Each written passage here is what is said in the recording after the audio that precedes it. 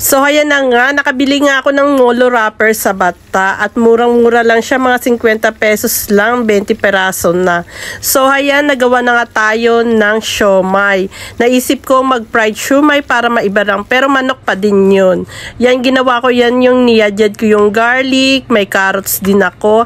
Damihan na natin yung carrots para masustansya, maraming gulay. At dahil mura ang aming sibuyas sa Saudi, ay nilagay ko na yan lahat. Napakalaki pero okay lang yan.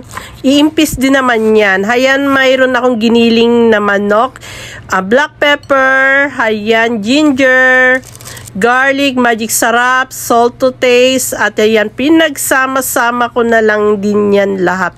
At meron akong just 2 eggs, ayan. Yan, hinalo-halo ko lang yan at i-marinate natin ng 30 minutes. After 30 minutes ay holmahin na natin dyan sa ating Molo wrapper. Hindi pa yan pang-professional, pero ang lasa swak na swak. Tapos hayan, nakarami ako, mga 20 yan. Tapos yung iba ginawa kong Shanghai. Tapos nagpainit na ako ng mantika. At hayan, ipiprito na natin yung ating Molo. Masarap yan. Tapos, ayan, pagkatapos ng prito ay gumawa ako ng fried rice.